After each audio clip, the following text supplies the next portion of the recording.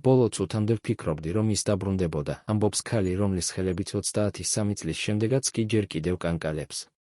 მისი თვალები ცრემლებით ივსება, როცა იმ დეკემბრის ღამეს ახსენებს 1991 წელს.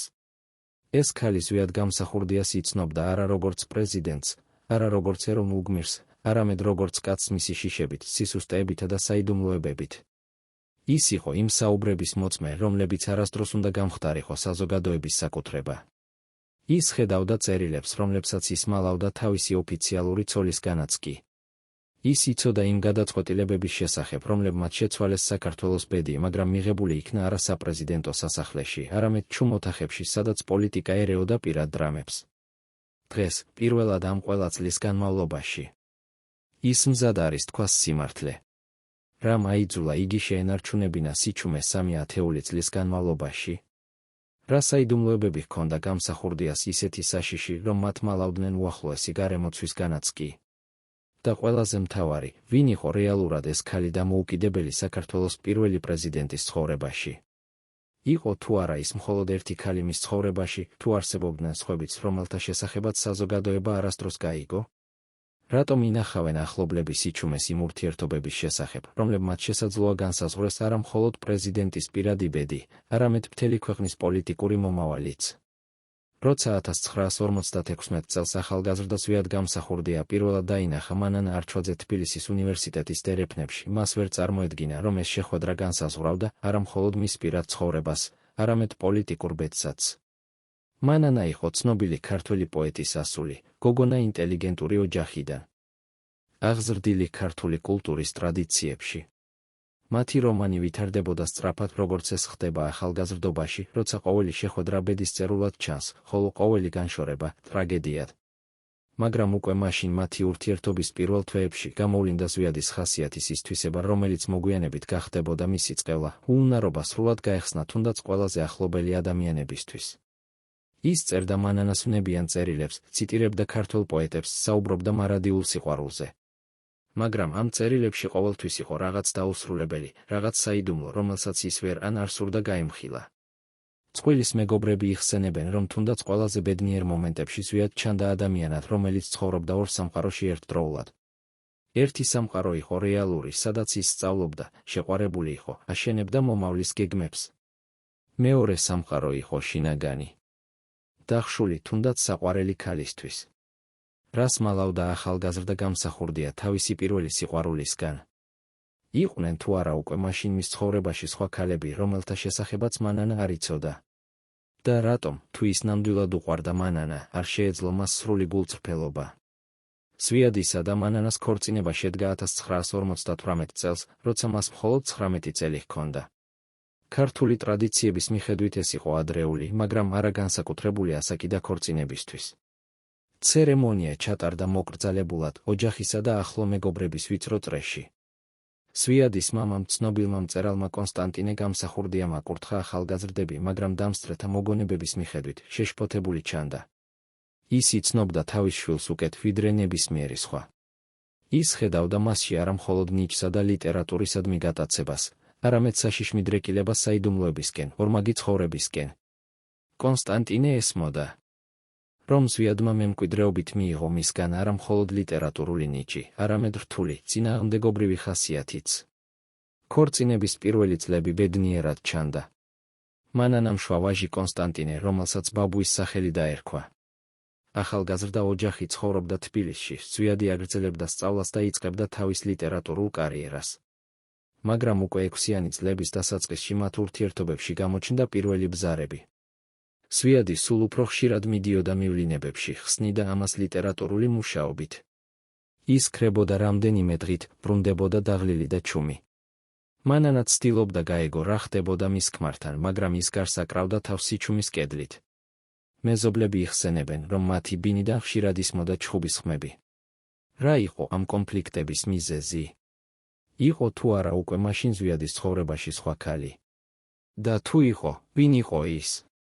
1964 წელს მოხდა მოვლენა, რომელმაც სამუდამოდ შეცვალა გამსახურდიას ცხოვრება. ის დააპატიმრეს უკბ ანტისაბჭოთა საქმიანობის ბრალდებით.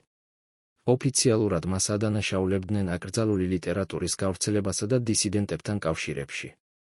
სინამდვილეში დაპატიმრების მიზეზები უფრო ღრმა და რთული იყო. სვიადი უკვე მაშინ იწყებდა თავისი პოლიტიკური შეხედულებების ჩამოყალიბებას, აკრიტიკებდა საბჭოთა ხელისუფლებას, ოცნებობდა საქართველოს დამოუკიდებლობაზე. მაგრამ ცოტა მიცის, რომ მის საქმის მასალებში უკბს იყო სხვა ბრალდებებიც, რომლებიც არასდროს გახმოვანებულა საჯაროდ. უკბს აგენტები აკვირდებოდნენ გამსახურდიას არა მხოლოდ მისი პოლიტიკური შეხედულებების გამო. ისინი აგროვებდნენ ინფორმაციას მის პირად ცხოვრებაზე, ქალებთან შეხვედრებზე, საიდუმლო პაემნებზე მეგობრების ბინებში. უკბს არქივებში შემორჩენილია დაკითხვის ოქმები, სადაც სვიადს ეკითხებოდნენ არა მხოლოდ პოლიტიკაზე, არამედ მის ურთიერთობებზე გარკვეულ ქალებთან. გამომძიებლები ცდილობდნენ გამოეყენებინათ ეს ინფორმაცია როგორც ზეწოლის ბერკეტი, ემუქრებოდნენ ყველაფერი ეთქვათ მანანასთვის. მაგრამ გამსახურდია არ მოიმორჩილა. ის უარყოფდა ყველა პირადი ხასიათის ბრალდებას, ამტკიცებდა, რომ ეს იყო უკბს პროვოკაცია. იყო თუ არა ის მართალი. თუ უკვე მაშინ მის ცხოვრებაში არსებობდა საიდუმლოებები, რომლებსაც ის მალავდა არა მხოლოდ ცოლისგან, არამედ ყველაზე ახლო მეგობრებისგანაც. და რატომ თუ ეს ბრალდებები იყო მხოლოდ პროვოკაცია, უკბს ჰქონდა ასეთი დეტალური ინფორმაცია მის პირად ცხოვრებაზე?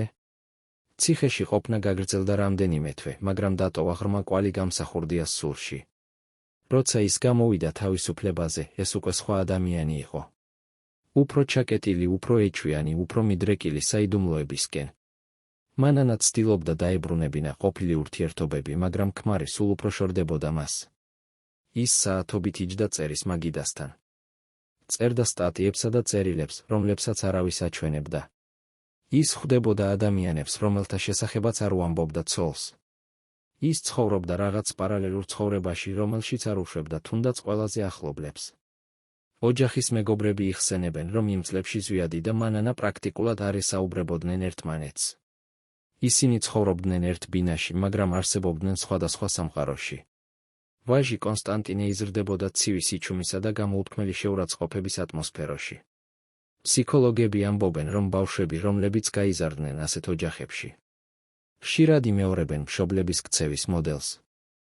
ასე იყო თუ არა კონსტანტინეს შემთხვევაში. მემკვიდრეობით მიიღო თუ არა მან მამისგან მიდრეკილება საიდუმლოებისა და ორმაგი ცხოვრებისკენ. და როგორ აისახა ეს ოჯახური დრამა მის საკუთარ ცხოვრებაზე? 1967 წელს სვიადი და მანანა ოფიციალურად განქორწინდნენ. განქორწინების მიზეზები არასდროს განხილულა საჯაროდ. ოფიციალური ვერსია ამბობდა ხასიათების შეუთავსებლობასა და ცხოვრებაზე განსხვავებულ შეხედულებებზე. მაგრამ ოჯახთან ახლო ადამიანები იცოდნენ, რომ ნამდვილი მიზეზები სრულიად სხვა იყო. განქორწინებამდე რამდენიმე თვით ადრე მანანამ გაიგო ზვიადის ცხოვრებაში სხვა ქალის არსებობის შესახებ. ეს აღმოჩენა მისთვის შოკი იყო.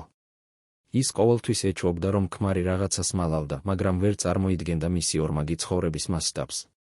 ქალი, რომლის შესახებაც გაიგო მანანამ, არ იყო შემთხვევითი კავშირი, არა მიმოსალმებელი გატაცება.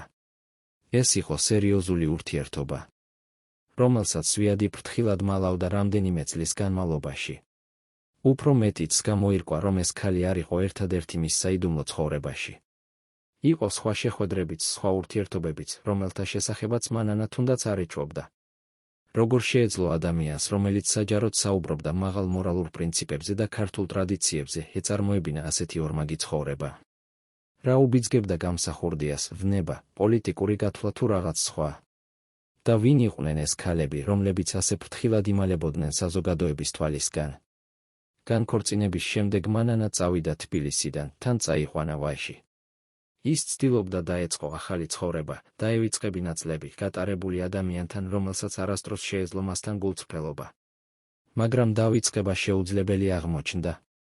ზვიადი აგრძელებდა გამოჩენას მის ცხოვრებაში, რეკავდა, სთხოვდა შეხვედრებს, ამბობდა, რომ ჯერ კიდევ უყვარდა. ეს შეხვედრები მტანჯველი იყო ორივესთვის. მანანა ხედავდა, რომ ყოფილი ქმარი იტანჯებოდა, მაგრამ ვერ აპატიებდა მის ღალატს. ზვიადი ცდილობდა ახსნა თავისი ქცევა, საუბრობდა თავისი ბუნების სირთულეზე, ჩვეულებრივი ცხოვრების წარმოების შეუძლებლობაზე. მაგრამ ეს ახსნა განმარტებები მხოლოდ ზრდიდა მანანას ტკივილს. ის ესმოდა, რომ უყვარდა ადამიანი, რომელსაც სინამდვილეში არასდროს იცნობდა. ფსიქოლოგები უწოდებენ ასეთ ურთიერთობებს სიყვარულს ფანტომისადმი, როცა ადამიანი შეყვარებულია არა რეალურ პარტნიორზე, არამედ მის მიერ შექმნილ ხატზე. იყო თუ არა მანანას სიყვარული ზვიადისადმი სწორედ ასეთი. თუ ის ნამდვილად იყო უნარიანი ღრმა გრძნობებისა, მაგრამ ვერ შეეძლო მათი გამოხატვა თავისი რთული ბუნების გამო. და რატომ, თუ ის ნამდვილად უყვარდა მანანა, არ შეეძლო მას ერთგულება. იმავდროულად გამსახურდიას ცხოვრებაში გამოჩნდა ახალი ქალი. მას ერქვა მანანა არჩვაძე და ის იყო პირველი ცოლის სრული საპირისპირო. თუ პირველი მანანა იყო რბილი, მოთმინებიანი, მზად აპატიებინა. მეორე მანანა ფლობდა ძლიერ ხასიათს და რკინის ნებას. ის იყო განათლებული ქალი, ფილოლოგი განათლებით, იზიარებდა ზვიადის პოლიტიკურ შეხედულებებს და მზად იყო მხარი დაეჭირა მისთვის საქართველოს დამოუკიდებლობისთვის ბრძოლაში. მათი გაცნობა მოხდა იდუმალ გარემოებებში. ერთი ვერსიით, ისინი შეხვდნენ ლიტერატურულ საღამოზე თბილისში. მეორე ვერსიით, მათ გააცნო საერთო მეგობრებმა დისიდენტური წრეებიდან. მაგრამ არსებობს მესამე ვერსიაც, რომელსაც დღემდე განიხილავენ ქართული ინტელიგენციის ვიწრო წრეებში. ამ ვერსიის მიხედვით, მანანა მიმართული იყო გამსახურდიასთან გარკვეული მიზნით. ვის მიერ და რატომ, ამაზე დღემდე კამათობენ ისტორიკოსები. ზოგიერთი ამტკიცებს, რომ ის იყო უკბ-ს აგენტი, დანერგილი დისიდენტის გარემოცვაში. სხვები თვლიან, რომ ის დაკავშირებული იყო ქართველ ნაციონალისტურ წრეებთან და უნდა მიემართა ზვიადის პოლიტიკური საქმიანობა. მესამენი საერთოდ უარყოფენ ნებისმიერ კონსპირაციულ ვერსიას, ამტკიცებენ, რომ ეს იყო ჩვეულებრივი სიყვარული ორი ადამიანის შორის. რომელი ამ ვერსიებიდან უფრო ახლოსაა სიმართლესთან? და რატომ თავად მანანა არასდროს მისცემია დეტალური ინტერვიუები მათი ურთიერთობის დასაწყისის შესახებ? რას მალავს ის დღემდე? ზვიადისა და მანანას ქორწინება შედგა 1968 წელს, ხოლო რამდენიმე თვის შემდეგ მისი განქორწინებიდან პირველ ცოლთან. ამან გამოიწვია ბევრი ჭორი თბილისის საზოგადოებაში. ამბობდნენ, რომ გამსახურდია ძალიან სწრაფად დაივიწყა პირველი ოჯახი, რომ მან მიატოვა ვაჟი, რომ ახალმა ცოლმა სრულიად დაიმორჩილა მისი ნება. მაგრამ ზვიადი არ აქცევდა ყურადღებას ჭორებს. ის იყო გატაცებული მანანით, ხედავდა მასში არა მხოლოდ საყვარელ ქალს, არამედ თანამებრძოლს, თანამოაზრეს პოლიტიკურ ბრძოლაში. მანანა ნამდვილად გახდა მისი მარჯვენა ხელი. ის ბეჭდავდა მის სტატიებს, ეხმარებოდა აკრძალული ლიტერატურის გავრცელებაში. აწყობდა შეხვედრებს დისიდენტებთან. როცა 1917 წელს ზვიადი კვლავ დააპატიმრეს უკვე ჰელსინკის ჯგუფის შექმნისთვის საქართველოში, სწორედ მანანამ აიღო თავის თავზე მოძრაობის ხელმძღვანელობა.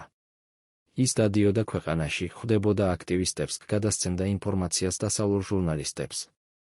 ის იყო უშიშარი და გადაწყვეტილი. მაგრამ იყო თუ არა ის გულწრფელი? თუ მის მოქმედებებს უკან იდგა რაიმე სხვა მოტივები, რომელთა შესახებაც არ იცოდა თავად გამსახურდიაც კი? და რატომ, თუ ის ნამდვილად იყო მხოლოდ ერთგული ცოლი და თანამებრძოლი, ასე ბევრი ადამიანი ეჩვობს მის ნამდვილ როლში ზვიადის ცხოვრებაში? მეორე ცოლთან ქორწინებაში ზვიადს შეეძინა ორი ვაჟი, ცოტნე და გიორგი. ოჯახი ცხოვრობდა მუდმივ დაძაბულობაში. უგბარ ტოვებდა გამსახურდიას მშვიდობაში, რეგულარულად იძახებდა დაკითხვებზე, ჩხრეკდა ბინას, ემუქრებოდა ახალი დაპატიმრებით. მანანა ზრდიდა შვილებს ბრძოლისა და წინააღმდეგობის ატმოსფეროში. ის უნერგავდა მათ, რომ მათი მამა იყო გმირი, რომელიც იბრძოდა საქართველოს თავისუფლებისთვის, რომ ისინი უნდა ამაყობდნენ მით და აგრძელებდნენ მის საქმეს. მაგრამ რა ფასად მიეცა ეს გმირული არსებობა? პირველი ქორწინებიდან უფროსი ვაჟი კონსტანტინე პრაქტიკულად არ ხედავდა მამას. ზვიადი იშვიათად ხვდებოდა მას, მაგრამ ეს შეხვედრები იყო ფორმალური და ცივი. ბიჭი იზრდებოდა იმ შეგრძნებით, რომ მამამ მიატოვა იგი, ამჯობინა ახალი ოჯახი. ფსიქოლოგები ამბობენ, რომ ასეთი ბავშვობის ტრაუმები ტოვებს კვალს მთელი ცხოვრების განმავლობაში. როგორ ჩამოყალიბდა გამსახურდიას პირველი ვაჟის ბედი? აპატია თუ არა მან მამას? და როგორ აისახა ეს ოჯახური დრამა მის საკუთარ ცხოვრებაზე? რატომ ზვიადი, რომელიც საჯაროდ საუბრობდა ოჯახური ღირებულებების მნიშვნელობაზე, ვერ ინარჩუნებდა ურთიერთობებს საკუთარ უფროს შვილთან? 1990 წელს, როცა საქართველოში დაიწყო ეროვნული მოძრაობა, გამსახურდია გახდა მისი უდაო ლიდერი. ასობით ათასი ადამიანი გამოდიოდა ქუჩებში. მოითხოვდა დამოუკიდებლობას, ისმენდა ზვიადის ვნებიან გამოებებს. მანანა იდგა მის გვერდით ყველა მიტინგზე, ყველა აქციაზე, ყველა საშიშ მომენტში. ის იყო არა მხოლოდ ცოლი, არამედ მრჩეველი, დამცველი, ორგანიზატორი. მაგრამ სწორედ იმ თვეებში, როცა გამსახურდია იყო ეროვნული გმირი, მის პირად ცხოვრებაში დაიწყო ახალი დრამა. ახლო მეგობრები იხსენებენ, რომ ზვიადი და მანანა ხშირად ჩხუბობდნენ. არა საჯაროდ, არა სხვების თვალწინ, არამედ სახლში, როცა მარტო რჩებოდნენ. რა იყო ამ ჩხუბების მიზეზი? ზოგიერთი ამბობს, რომ მანანა ეჩვობდა ქმარს ახალ ღალატში.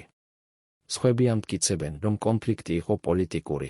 მანანა თვლიდა, რომ ზვიადი ზედმეტად რადიკალურია, რომ მისი რიტორიკა აშორებს მოკავშირეებს. მესამენი საუბრობენ რაღაც სრულიად სხვაზე, რომ მანანა გაიგო რაღაც საიდუმლო ზვიადის წარსულიდან, რაღაც ისეთი, რაც შეცვალა მისი დამოკიდებულება ქმრისადმი. რომელი ამ ვერსიებიდან არის სიმართლე? და რა იყო ის საიდუმლო, რომელიც ასე ფრთხილად მალავდნენ ორივე მეუღლე? იყო თუ არა ზვიადის ცხოვრებაში რაიმე ისეთი, რაც შეეძლო განადგურებინა არა მხოლოდ მისი ოჯახი, არამედ მთელი პოლიტიკური კარიერაც. 1991 წლის 26 მაისი იყო ზვიადის ტრიუმფის დღე. ის აირჩიეს საქართველოს პირველ პრეზიდენტად უპრეცედენტო 87%-ით. მანანა გახდა პირველი ლედი, ქვეყნის პირველი ქალი. ის გადავიდა საცხოვრებლად საპრეზიდენტო სასახლეში, დაიწყო ოფიციალური მიღებების მოწყობა, უცხოელი დელეგაციების შეხვედრა. მაგრამ ეს ახალი როლი არ იყო მისთვის ბედნიერების წყარო. პირიქით, ის გრძნობდა თავს ტყვედ ოქროს გალიაში. საპრეზიდენტო სასახლე იყო სავსე დაცვით, მოსმენის მოწყობილობებით, ადამიანებით, რომელთაც არ ენდობოდა. ზვიადი სულ უფრო ხშირად ჩაკეტილი იყო თავის კაბინეტში, ხვდებოდა ადამიანებს, რომელთა შესახებაც არ უამბობდა თუნდაც ცოლს. ის იწყებდა ეჩვიანობას ყველას, მრჩევლებს, მინისტრებს, თუნდაც ძველ მეგობრებს. მანანა ცდილობდა მასთან საუბარს ეხსნა, რომ ასეთი ქცევა იზოლირებდა მას, აშორებდა მხარდამჭერებს. მაგრამ ზვიადი არ უსმენდა. ის ცხოვრობდა თავის სამყაროში, სადაც ყველა იყო პოტენციური მტერი, სადაც ყველა ცდილობდა მის დამხობას. ფსიქოლოგები უწოდებენ ასეთ მდგომარეობას პარანოიულ აშლილობას, როცა ადამიანი ხედავს შეთქმულებას ყველგან, ვერანდობს არავის, თუნდაც ყველაზე ახლობლებს. იყო თუ არა გამსახურდიას ეს პარანოია დაავადება, თუ ის ნამდვილად იყო გარშემორტყმული მტრებით. და რა როლი ითამაშა მანანამ ამ პროცესში, ცდილობდა თუ არა ის შეენარჩუნებინა ქმრის ფსიქიკური ჯანმრთელობა, თუ პირიქით იყენებდა მის სისუსტეებს საკუთარი მიზნებისთვის. 1991 წლის ბოლოს დაიწყო მოვლენები, რომლებმაც დაასრულა გამსახურდიას პრეზიდენტობა. ოპოზიცია, რომელსაც მხარს უჭერდა ნაწილი ეროვნული გვარდიისა, მოითხოვდა მის გადადგომას. ქუჩებში დაიწყო შეიარაღებული დაპირისპირება. ზვიადი უარს ამბობდა გადადგომაზე, ამტკიცებდა, რომ ის იყო ლეგიტიმური პრეზიდენტი, არჩეული ხალხის ნებით. მანანა იყო მის გვერდით იმ საშინელ დღეებში, როცა საპრეზიდენტო სასახლე იყო გარშემორტყმული, როცა ისმოდა გასროლები, როცა ყოველი საათი შეიძლებოდა ყოფილიყო ბოლო. შვილები, 14 წლიანი ცოტნე და 10 წლიანი გიორგი იმალებოდნენ სარდაფში, ისმენდნენ ბრძოლის ხმებს და ვერ იგებდნენ, რა ხდებოდა. მანანა ცდილობდა დაეცვა ისინი, ეთქვა, რომ ყველაფერი კარგად იქნებოდა, მაგრამ თავად არ სჯეროდა საკუთარი სიტყვები. ის ხედავდა, როგორ იშლებოდა ქმარი, როგორ კარგავდა კავშირს რეალობასთან, როგორ ცხოვრობდა ილუზიებში.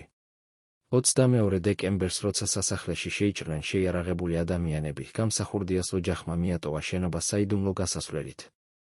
ისინი გაიქცნენ ღამის სიბნელეში, მიატოვეს ყველაფერი, ძალაუფლება, კომფორტი, უსაფრთხოება. მანანა იხსენებს, რომ იმ ღამეს ის გრძნობდა არა შიშს, არამედ უცნაურ შვებას. დასრულდა კოშმარი, რომელიც გრძელდებოდა თვეების განმავლობაში. მაგრამ ის არ იცოდა, რომ ნამდვილი კოშმარი მხოლოდ იწყებოდა. რა ელოდა გამსახურდიას ოჯახს მომდევნო თვეებში. და როგორ შეცვალა ეს გამოცდილება მათ ურთიერთობებს. დასავლეთ საქართველოში, მეგრელეთის მთიან რაიონებში გამსახურდიას ოჯახმა იპოვა დროებითი თავშესაფარი. ადგილობრივი მოსახლეობა, ძირითადად მეგრელები, შეინარჩუნეს ერთგულება დამხობილი პრეზიდენტისადმი. ისინი მალავდნენ მას თავიანთ სახლებში, კვებავდნენ, იცავდნენ დევნისგან. მაგრამ ცხოვრების პირობები იყო აუტანელი. პრეზიდენტის ოჯახი მიჩვეული კომფორტს ატარებდა ღამეებს ციმთის ქოხებში, იკვებებოდა იმით, რასაც აძლევდნენ გლეხები, მუდმივად გადადიოდა ადგილიდან ადგილზე. მანანა ცდილობდა შეენარჩუნებინა ნორმალური ცხოვრების ხილვადობა შვილებისთვის, მაგრამ ეს იყო შეუძლებელი. ცოტნე და გიორგი ხედავდნენ, როგორ იქცეოდა მათი მამა ლტოლვილად. როგორ ტიროდა დედა ღამეებში, ფიქრობდა, რომ შვილების წინავთ. ისინი ისმენდნენ უფროსების საუბრებს ღალატზე, მტრებზე, თბილისში დაბრუნების შეუძლებლობაზე. უფროსი ვაჟი, 14 წლიანი ცოტნე ცდილობდა ყოფილიყო ძლიერი ემხარა დედას, მაგრამ მის შიგნით იზრდებოდა სიძულვილი იმ ადამიანების მიმართ, რომლებმაც დაანგრიეს მათი ცხოვრება. უმცროსი გიორგი, რომელსაც მხოლოდ 10 წელი ჰქონდა, უბრალოდ არ იგებდა რა ხდებოდა. ის კითხულობდა დედას, როდის დაბრუნდებოდნენ სახლში, როდის ცხოვრობდნენ კვლავ სასახლეში, როდის გახდებოდა მამა კვლავ პრეზიდენტი. მანანა არ იცოდა რა უპასუხოს. ის თავად არ სჯეროდა, რომ დაბრუნება შესაძლებელი იყო. მაგრამ ვერ შეეძლო ეთქვა ეს არც შვილებისთვის, არც ქმრისთვის. რა აზრები სტუმრობდა მას იმ საშინელ თვეებში? ნანობდა თუ არა იმას, რომ დაუკავშირა თავისი ცხოვრება ამ ადამიანს. თუ სიყვარული იყო უფრო ძლიერი შიშსა და სასოწარკვეთაზე? 1992 წლის გაზაფხულზე გამსახურდიამ მიიღო გადაწყვეტილება დაეტოვებინა საქართველო. ქვეყანაში დარჩენა იყო ზედმეტად საშიში. ახალი ხელისუფლება გამოაცხადა იგი ძებნილად, დაადანაშაულა შეიარაღებული წინააღმდეგობის ორგანიზებასა და ვითარების დესტაბილიზაციაში. მთის უღელტეხილებით რისკავდა სიცოცხლეს, ოჯახმა გადაკვეთა საზღვარი ჩეჩნეთში. იქ მათ მიიღო პრეზიდენტმა ჯოხარ დუდაევმა, რომელიც თავად იყო კონფლიქტში მოსკოვთან და ხედავდა გამსახურდიაში მოკავშირეს. გროზნოში ოჯახს მიეცა სახლი, დაცვა, შედარებით მშვიდად ცხოვრების შესაძლებლობა. მაგრამ ეს სიმშვიდე იყო მოჩვენებითი. სვიათს არ შეეძლო შეგუებოდა დამარცხებას. ის აგრძელებდა თავის თავს მიიჩნევდა საქართველოს ლეგიტიმურ პრეზიდენტად, გიგმავდა დაბრუნებას, ხვდებოდა მხარდამჭერებს, რომლებიც საიდუმლოდ ჩამოდიოდნენ მასთან საქართველოდან. მანანა ევედრებოდა ქმარს დაეტოვებინა პოლიტიკა, ეფიქრა შვილებზე, დაეწყო ახალი ცხოვრება. მაგრამ გამსახურდია არ უსმენდა.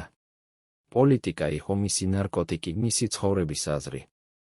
ძალაუფლების გარეშე ის ვერ არსებობდა. მათი ურთიერთობები ხდებოდა სულ უფრო დაძაბული. მანანა ხედავდა, რომ ქმარი ცხოვრობდა ილუზიებში, რომ დაბრუნება შეუძლებელი იყო, რომ ის მიჰყავდა ოჯახი კატასტროფისკენ. მაგრამ ვერ შეეძლო შეეჩერებინა იგი. ის იყო მძევალი მისი ამბიციებისა, მისი სიდიადის მანიისა, რეალობის მიღების შეუძლებლობისა. რატომ არ წავიდა მანანა მისგან მაშინ? რა აკავებდა მას იმ ადამიანთან, რომელიც ანგრევდა არა მხოლოდ საკუთარ ცხოვრებას, არამედ თავისი შვილების ცხოვრებასაც? გროზნოში დაიწყეს გამოჩენა უცნაური ადამიანები. ისინი წარმოადგენდნენ თავს გამსახურდიას მხარდამჭერებად, საუბრობდნენ ხელისუფლების დაბრუნებაში დახმარების მზადყოფნაზე. სთავაზობდნენ იარაღსა და ფულს. მანანას თავიდანვე არ ენდობოდა ამ ადამიანები. მისი ქალური ინტუიცია ეუბნებოდა, რომ მათი შეთავაზებების უკან იდგა რაღაც საშიში. ის ცდილობდა გააფრთხილებინა ქმარი, მაგრამ ზვიადი იყო დაბრმავებული რევანშის იმედით. ის ხვდებოდა ამ ადამიანებს, განიხილავდა საქართველოში შეიარაღებული შეჭრის გეგმებს, სჯეროდა მათი დაპირებები. ერთ-ერთი ამ ადამიანებიდან განსაკუთრებით ხშირად ჩნდებოდა მათ სახლში. მას ერქვა გოგი, ის იყო დასავლეთ საქართველოდან, ამბობდა, რომ ხელმძღვანელობდა პრეზიდენტის მხარდამჭერთა რაზმს. მანანამ შენიშნა, რომ გოგისთან შეხვედრების შემდეგ ქმარი ხდებოდა აგზნებული, საუბრობდა მალე დაბრუნებაზე, იმაზე, რომ ხალხი ელოდა მას. ის ცდილობდა გაეგო მეტი ამ ადამიანის შესახებ, მაგრამ არავის შეეძლო მიეცა ზუსტი ინფორმაცია. ზოგი ამბობდა, რომ ის ნამდვილად იყო აჯანყებულთა მეთაური. ზოგი ამტკიცებდა, რომ ის დაკავშირებული იყო რუსულ სპეცსამსახურებთან. ზოგი ჩურჩულებდა, რომ ის იყო ახალი ქართული ხელისუფლების აგენტი, დანერგილი გამსახურდიას გარემოცვაში. მანანა ცდილობდა ესაუბრა ქმართან, მაგრამ ის უარყოფდა მის შიშებს. ის ადანაშაულებდა ცოლს სიმხდალეში, გამარჯვებაში რწმენის არარსებობაში, მტრებისთვის დანებების სურვილში. მათი ჩხუბები ხდებოდა სულ უფრო სასტიკი. შვილები ისმენდნენ, როგორ ყვიროდნენ მშობლები ერთმანეთზე, როგორ ადანაშაულებდა მამა დედას ღალატში, როგორ ტიროდა დედა და ევედრებოდა მას გონს მოსულიყო. იყო თუ არა მართალი მანანა თავის ეჭვებში?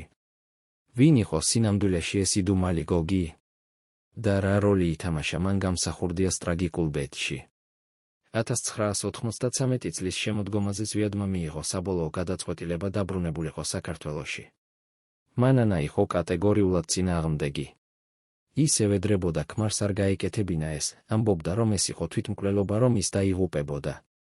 რომ შვილები დარჩებოდნენ ობლები. მაგრამ გამსახურდია იყო მოუქნელი. მან შეკრიბა მხარდამჭერთა მცირე რაზმი და სექტემბერში გადაკვეთა საქართველოს საზღვარი. მანანა შვილებთან დარჩა გროზნოში. ეს იყო მათი ბოლო განშორება. სვიადი დაპირდა, რომ მალე დაბრუნდებოდა, რომ რამდენიმე თვეში ისინი კვლავ იქნებოდნენ ერთად საპრეზიდენტო სასახლეში თბილისში. მანანა არ სჯეროდა ამ დაპირებებს. ის იცოდა, რომ აღარასდროს დაინახავდა ქმარს ცოცხალს. როცა სვიადი მიდიოდა, ის იდგა ფანჯარასთან და უყურებდა მას. ცრემლები მიედინებოდა მის სახეზე, მაგრამ ის არ ცდილობდა დაემალა ისინი. შვილები ეხვეოდნენ დედას, ცდილობდნენ დაემშვიდებინა, მაგრამ თავად ტიროდნენ. ისინი გრძნობდნენ, რომ ხდებოდა რაღაც საშინელი, რომ მათი ცხოვრება აღარასდროს იქნებოდა ყოფილი. მეზობლები, რომლებიც აკვირდებოდნენ ამ სცენას, იხსენებენ, რომ არასდროს უნახავთ ასეთი სასოწარკვეთა ქალის თვალებში. მანანა გამოიყურებოდა როგორც ადამიანი, რომელიც იცის მომავალი კატასტროფის შესახებ. მაგრამ ვერ შეუძლია მისი თავიდან აცილება. რას გრძნობდა ის იმ მომენტში? სიყვარულს, ქმრისადმი თუ შვებას იმისგან, რომ კოშმარი მალე დასრულდებოდა? იმედს სასწაულზე თუ შეგუებას გარდაუვალთან. პირველი კვირების ვიადის წასვლის შემდეგ მანანა ცხოვრობდა მუდმივ დაძაბულობაში. ის ელოდა ზარებს, ამბებს, ნებისმიერ ინფორმაციას ქმრის შესახებ. კავშირი იყო არარეგულარული და საშიში. ზოგჯერ ზვიადი რეკავდა დასავლეთ საქართველოდან, ამბობდა, რომ ყველაფერი მიდიოდა გეგმის მიხედვით, რომ მხარდამჭერები იკრიბებოდნენ, რომ მალე დაიწყებოდა თბილისზე შეტევა. მანანა ისმენდა ამ მოთხრობებს და იგებდა, რომ ქმარი ცხოვრობდა ილუზიების სამყაროში. ის იცოდა რეალური ძალების განლაგება, იგებდა, რომ აჯანყებულთა მუჭა ვერ დაამხობდა ახალ ხელისუფლებას. მაგრამ ის არ ამბობდა ამას ზვიადს. ის უბრალოდ ისმენდა, უჭერდა მხარს, ამბობდა, რომ სჯეროდა მისი. რა სხვა შეეძლო გაეკეთებინა? დეკემბრის ბოლოს ზარები შეწყდა. მანანა ცდილობდა დაერეკა თავად. მაგრამ ქმრის ტელეფონი არ პასუხობდა. ის უკავშირდებოდა ადამიანებს საქართველოში, ცდილობდა გაეგო რა ხდებოდა, მაგრამ არავის შეეძლო მიეცა ზუსტი ინფორმაცია. ამბობდნენ, რომ გამსახურდიას რაზმი გარშემორტყმული იყო მთავრობის ჯარებით მეგრელეთის მთებში. ამბობდნენ, რომ მიდიოდა ბრძოლები.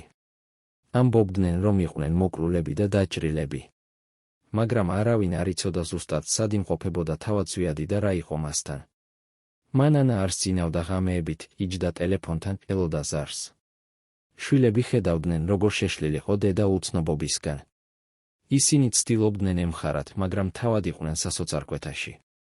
უფროსი ვაჟი ცოტნე ამბობდა დედას, რომ უნდა წასულიყვნენ საქართველოში, ეძებათ მამა, მაგრამ მანანა იგებდა, რომ ეს იყო შეუძლებელი. ის იყო ძებნილი, მას დააპატიმრებდნენ დაუყოვნებლივ საზღვარზე. მას შეეძლო მხოლოდ ელოდა. და ილოცა. მაგრამ ლოცვები არ ეხმარებოდა. 1993 წლის 33 დეკემბერს, წლის ბოლო დღეს. მანანას დაურეკა უცნობმა ადამიანმა. ის საუბრობდა ქართულად მეგრულ აქცენტით. მან თქვა, რომ ზვიად გამსახურდია მკვდარი იყო. რომ მისი ცხედარი იპოვეს მიტოვებულ სახლში სოფელ ხიბულაში. რომ მის გვერდით იყო პისტოლეტი. რომ ოფიციალური ვერსიით ეს იყო თვითმკვლელობა. მანანა არ იხსენებს, რა უპასუხა. ის არ იხსენებს, როგორ დადო ტელეფონი. ის იხსენებს მხოლოდ ყვირილს. საკუთარ ყვირილს, რომელიც, როგორც ჩანდა, არასდროს დასრულდებოდა. შვილები მოვარდნენ ამ ყვირილზე, დაინახეს დედა, დაცემული იატაკზე, ისტერიაში მოქცეული. მათ ყველაფერი მიუხვდათ სიტყვების გარეშე. მეზობლები იხსენებენ, რომ იმ ღამეს გამსახურდიას სახლიდან ისმოდა ხმები, რომელთა დავიწყება შეუძლებელია. ქალის ტირილი, რომელმაც დაკარგა ქმარი. შვილების ტირილი, რომლებმაც დაკარგეს მამა. ოჯახის ტირილი, რომელმაც დაკარგა ყველაფერი. ოფიციალური ვერსია ამბობდა თვითმკვლელობაზე. მაგრამ მანანა არ სჯეროდა ამის ერთი წამითაც. ის იცნობდა თავის ქმარს. იცოდა, რომ მისი ყველა ნაკლის მიუხედავად, მისი სიდიადის მანიის მიუხედავად, ის არასდროს იყო მხდალი. ის არასდროს დაასრულებდა თავის თავს. ნიშნავდა მოკლეს იგი. მაგრამ ვინ? და რატომ მკვლელობა შენიღბეს თვითმკვლელობად? რა საიდუმლოებები წაიღო თან საფლავში ზვიად გამსახურდიამ? 1993 წლის დასაწყისში, როცა მანანა ცდილობდა დაებრუნებინა ქმრის ცხედარი საქართველოდან, ის შეხვდა კედელს სიჩუმისა და უარის.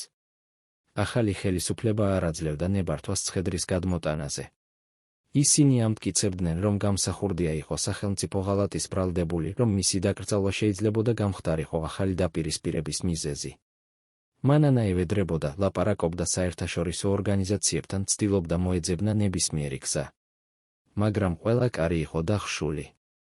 ის იყო ქვრივი, რომელსაც არ აძლევდნენ უფლებას დაეკრძალა საკუთარი ქმარი. ის იყო დედა, რომელმაც უნდა ეთქვა შვილებისთვის, რომ მათ არასდროს ეცნობოდათ მამის საფლავი. ფსიქოლოგები ამბობენ, რომ დაკრძალვის რიტუალი არის აუცილებელი გლოვის პროცესისთვის, რომ ის ეხმარება ადამიანს მიიღოს დანაკარგი და წავიდეს წინ. მაგრამ რა ხდება, როცა ეს რიტუალი შეუძლებელია? როცა ადამიანი არ იცის, სად არის მისი საყვარელის ცხედარი, როგორ დაკრძალეს იგი, ვინ იყო დამსწრე? როგორ ცხოვრობს ადამიანი ასეთ გაურკვევლობაში? და როგორ აღზრდის შვილებს, რომლებიც არასდროს ვერ დაემშვიდობებიან მამას? გროზნოში ცხოვრება ხდებოდა სულ უფრო რთული. ჩეჩნეთში იწყებოდა ომი რუსეთთან. ქალაქი ბომბავდებოდა, ქუჩებში მიდიოდა ბრძოლები, ადამიანები ქრებოდნენ ყოველდღიურად. მანანა იგებდა, რომ უნდა გაეტანა შვილები იქიდან, მაგრამ არ იცოდა სად. საქართველოში დაბრუნება იყო შეუძლებელი, მათ ელოდათ დაპატიმრება. რუსეთში წასვლა იყო საშიში, ისინი იყვნენ ჩეჩენი პრეზიდენტის სტუმრები, რაც ნიშნავდა ავტომატურ მტრობას მოსკოვთან. დასავლეთში გადასვლა მოითხოვდა ვიზებს, ფულს, კავშირებს. რაც არ ჰქონდათ. ისინი იყვნენ ხაფანგში, რომლიდანაც არ არსებობდა გამოსავალი. ცოტნე, რომელსაც უკვე 15 წელი ჰქონდა, ცდილობდა ყოფილიყო კაცი ოჯახში. ის ეუბნებოდა დედას, რომ ის იზრუნებდა მათზე, რომ ის იყო უფროსი ვაჟი და ეს იყო მისი მოვალეობა. მაგრამ მანანა ხედავდა, როგორ იტანჯებოდა ბიჭი. ის დაკარგა მამა, დაკარგა სახლი, დაკარგა ნორმალური ბავშვობა. ის იზრდებოდა ომის ზონაში, ყოველდღიურად ხედავდა სიკვდილსა და განადგურებას. რა კვალს ტოვებდა ეს მის ფსიქიკაზე? როგორ იქცეოდა ეს ბიჭი, რომელიც უნდა გამხდარიყო კაცი ძალიან ადრე, ძალიან სასტიკ გარემოში? უმცროსი გიორგი, 11 წლის, ხდებოდა სულ უფრო ჩაკეტილი. ის აღარ საუბრობდა მამაზე, აღარ სვამდა კითხვებს დაბრუნების შესახებ. ის უბრალოდ იჯდა ფანჯარასთან და უყურებდა ქუჩას, სადაც ყოველდღიურად გადიოდნენ შეიარაღებული ადამიანები. სადაც ისმოდა გასროლები და აფეთქებები. ფსიქოლოგები უწოდებენ ასეთ მდგომარეობას ტრავმულ შოკს, როცა ბავშვი ვერ ამუშავებს მომხდარს და იხურება საკუთარ თავში. მანანა ცდილობდა ესაუბრა მასთან, მაგრამ გიორგი არ პასუხობდა. ის ცხოვრობდა თავის სამყაროში, სადაც არავინ შეეძლო შესვლა. რა ხდებოდა იმ სამყაროში? რა აზრები სტუმრობდა 11 წლიან ბიჭს, რომელმაც დაკარგა ყველაფერი? 1995 წელს, ომის გამწვავების გამო, მანანამ მიიღო გადაწყვეტილება გაეტანა შვილები ჩეჩნეთიდან. საერთაშორისო ჰუმანიტარული ორგანიზაციების დახმარებით მათ მიეცათ შესაძლებლობა გადასულიყვნენ ევროპაში, როგორც პოლიტიკურ ლტოლვილებს. პროცესი იყო გრძელი და მტანჯველი. მათ უნდა გავლილიყვნენ ათობით ინტერვიუ, შეევსოთ ასობით დოკუმენტი, დაელოდათ გადაწყვეტილებებს.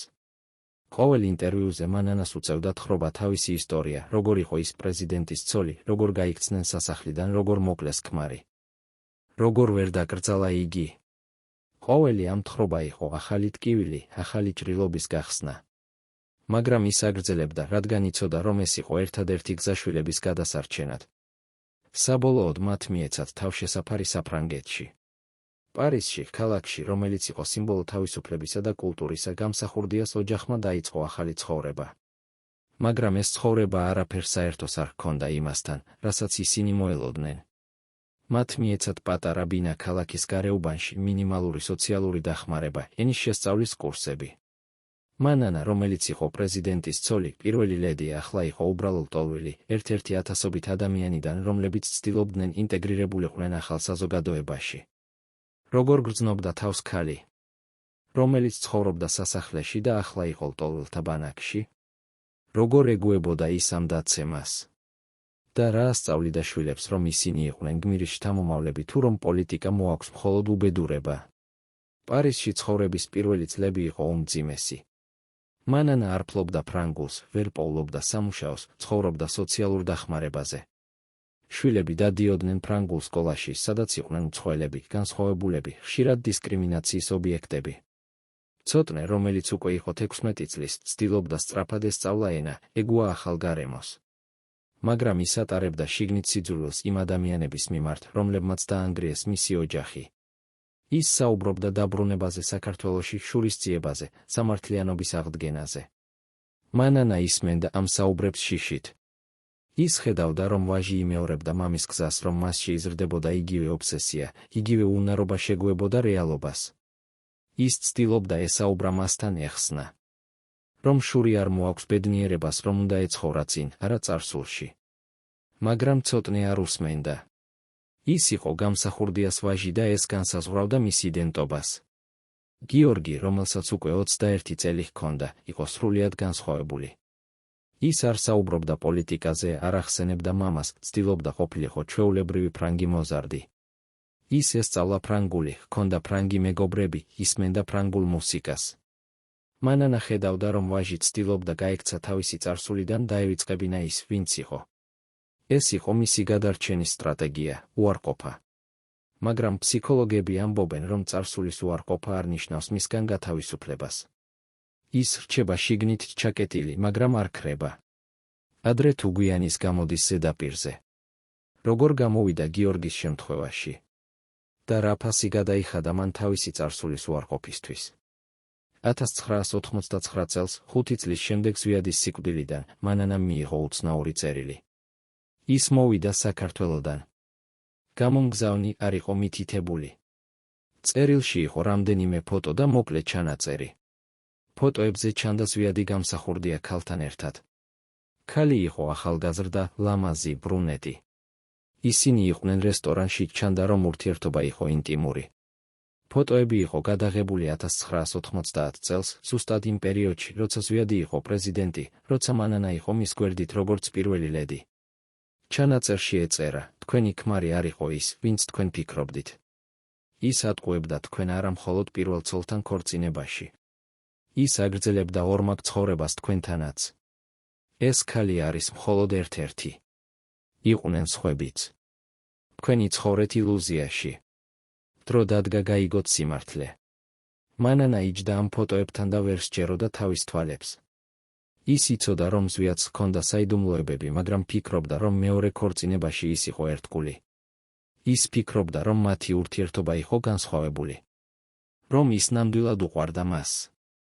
მაგრამ ეს ფოტოები ამტკიცებდა სხვას. ისინი ამტკიცებდნენ, რომ გამსახურდია არასდროს შეცვლილა, რომ ის აგრძელებდა თავის ორმაგ ცხოვრებას, რომ მანანა იყო მხოლოდ ერთ-ერთი ქალი მის ცხოვრებაში. ვინ გამოუგზავნა ეს წერილი? რატომ ახლა, 5 წლის შემდეგ სიკვდილიდან? რა იყო მიზანი, ტკივილის მიყენება თუ სიმართლის გამხელა? და ყველაზე მთავარი, ვინ იყო ეს ქალი ფოტოებზე? მანანა დაიწყო საკუთარი გამოძიება.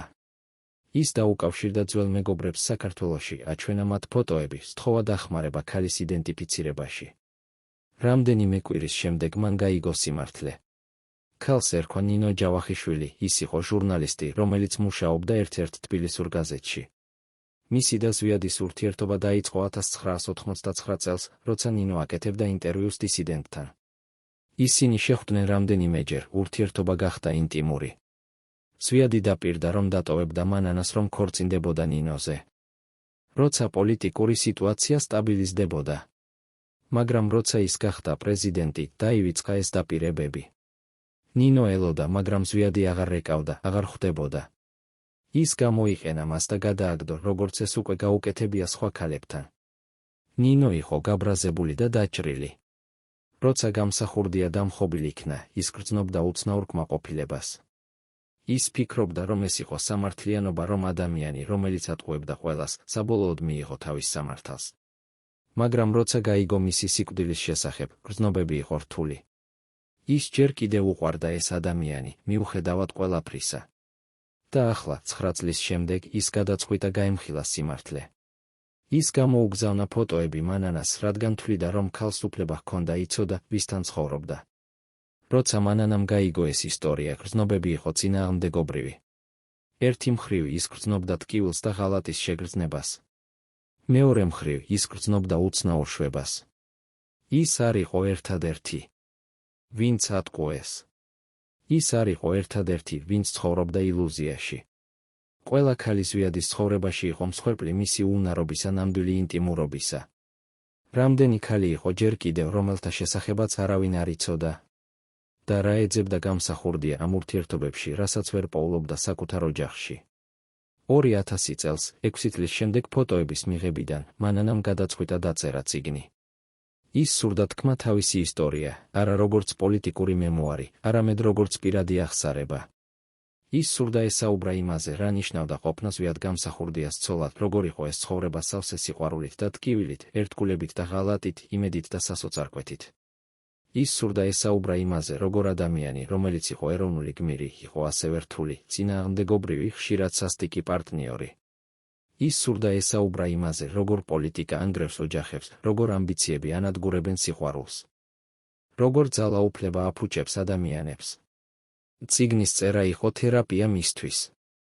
ყოველი გვერდი იყო ახალი ტკივილის გამოთავისუფლება, ახალი საიდუმლოების გამხელა, ახალი ჭრილობის განკურნება.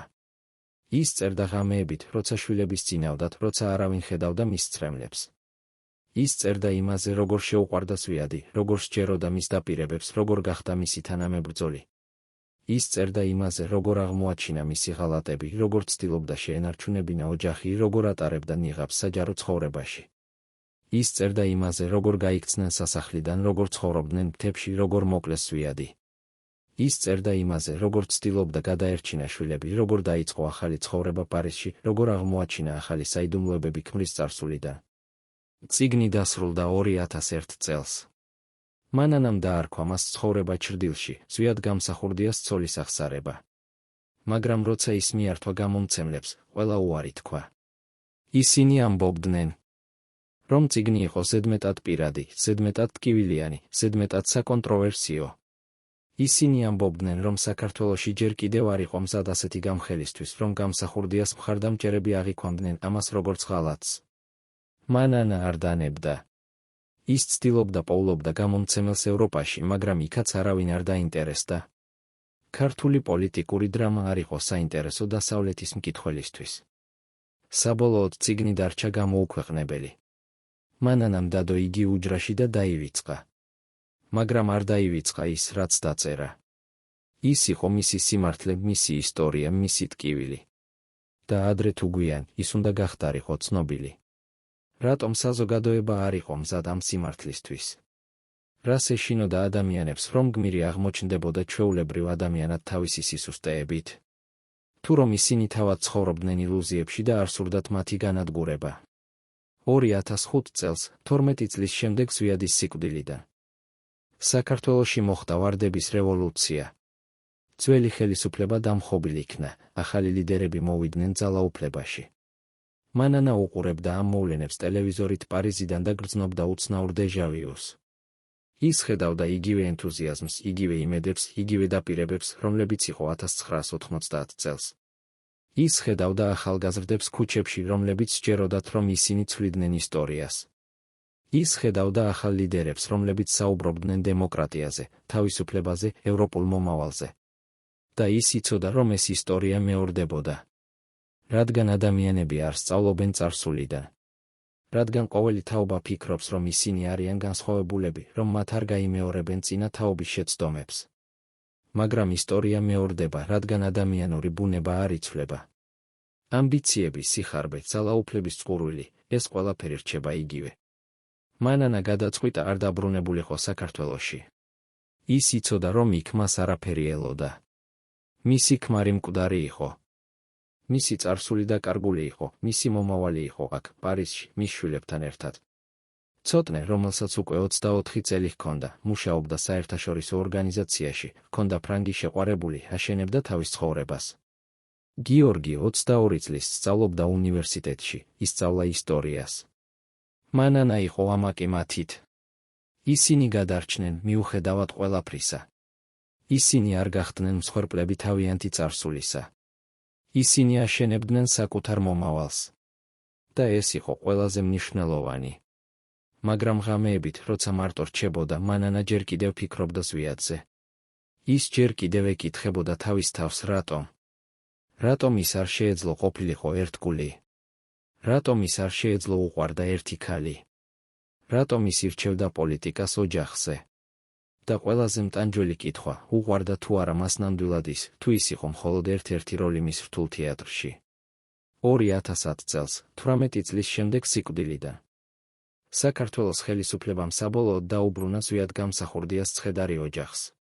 ის დაკრძალეს თბილისში, მთაწმინდის პანთეონში, სადაც დასვენებულან საქართველოს დიდი ადამიანები. დაკრძალვაზე მოვიდნენ ათასობით ადამიანი, ძველი მხარდამჭერები, ახალი პოლიტიკოსები, უბრალო მოქალაქეები, რომლებიც იხსენებდნენ იმ დროს. მანანა ჩამოვიდა პარიზიდან შვილებთან ერთად. ეს იყო მათი პირველი დაბრუნება საქართველოში 15 წლის შემდეგ. ქვეყანა შეცვლილი იყო, მაგრამ ტკივილი რჩებოდა იგივე. როცა მანანა იდგა ზვიადის ახალ საფლავთან, ის ვერ ტიროდა. ყველა ცრემლები უკვე გადაღურილი იყო წლების განმავლობაში. ის უბრალოდ იდგა და უყურებდა ქვას, რომელზეც ეწერა, ზვიად გამსახურდია საქართველოს პირველი პრეზიდენტი. ეს იყო ყველაფერი, რაც დარჩა მისგან. ქვას სახელით. არა ცოცხალი ადამიანი თავისი სირთულეებით, წინააღმდეგობებით, საიდუმლოებებით. არა ქმარი, რომელიც უყვარდა და ატყუებდა. არა მამა, რომელიც ტოვებდა შვილებს. მხოლოდ ქვა სახელით და თარიღებით. ცოტნე და გიორგი იდგნენ დედის გვერდით. ისინი ცდილობდნენ გაეხსენებინათ მამა, მაგრამ მოგონებები იყო ბუნდოვანი. ისინი იყვნენ ზედმეტად პატარები, როცა ყველაფერი მოხდა. მათ ახსოვდათ მხოლოდ ფრაგმენტები, სასახლის დერეფნები, გასროლების ხმები, ქოხები მთებში, დედის ტირილი. ეს იყო მათი მემკვიდრეობა, არა ბედნიერი ბავშვობის მოგონებები, არამედ ტრავმის ფრაგმენტები. როგორ ცხოვრობენ ადამიანები ასეთი მემკვიდრეობით? როგორ აშენებენ ისინი საკუთარი დენტობას, როცა მათი წარსული არის ტრაგედია? და შეძლებენ თუ არა ისინი ოდესმე გათავისუფლდნენ მამის ჩრდილისგან? დაკრძალვის შემდეგ მანანა დარჩა თბილისში რამდენიმე კვირით. ის ხვდებოდა ძველ მეგობრებს, ესაუბრებოდა ადამიანებს, რომლებიც იცნობდნენ ზვიადს. ყოველი ამ საუბარი აძლევდა მას ახალ ფრაგმენტს თავსატეხიდან. ერთი ყოფილი მრჩეველი უამბო, რომ ზვიადს ჰქონდა საიდუმლო ბინა თბილისის ცენტრში, სადაც ის ხვდებოდა ქალებს. მეორემ უთხრა, რომ პრეზიდენტობის დროს ზვიადი იღებდა ძლიერ მედიკამენტებს, რომლებიც ცვლიდა მის ქცევას. მესამემ ჩურჩულა, რომ გამსახურდიას სიკვდილი არ იყო თვითმკვლელობა, რომ არსებობდნენ მოწმეები, რომლებმაც ნახეს რაღაც სხვა, მაგრამ ეშინოდათ საუბრის. ყოველი ამ ამბავი ამატებდა ახალ ფენას იმ რთულ, წინააღმდეგობრივ პორტრეტს, რომელსაც მანანა აგროვებდა წლების განმავლობაში. ის იწყებდა გაგებას, რომ არასდროს იცნობდა ნამდვილ ზვიად გამსახურდიას. ის იცნობდა მხოლოდ ერთ ვერსიას მისგან, იმას, რასაც ის აჩვენებდა მისთვის. მაგრამ იყვნენ სხვა ვერსიებიც, ზვიადი პოლიტიკოსი, ზვიადი შეყვარებული, ზვიადი მამა, ზვიადი მეგობარი, ზვიადი მტერი. და ყველა ეს ვერსია იყო განსხვავებული, ხშირად წინააღმდეგობრივი. რომელი მათგანი იყო ნამდვილი? თუ ყველა ისინი იყვნენ ნამდვილი და ზვიადი იყო უბრალოდ ადამიანი, რომელიც შედგებოდა მრავალი წინააღმდეგობრივი ნაწილისგან. ადამიანი, რომელიც შეეძლო ყოფილიყო ერთდროულად გმირი და ღალატი, მოყვარული მამა და ცივი უცხო, ვნებიანი შეყვარებული და გულგრილი პარტნიორი. და თუ ასეა, როგორ უნდა შევაფასოთ ასეთი ადამიანი, მისი საუკეთესო თვისებებით თუ უარესით?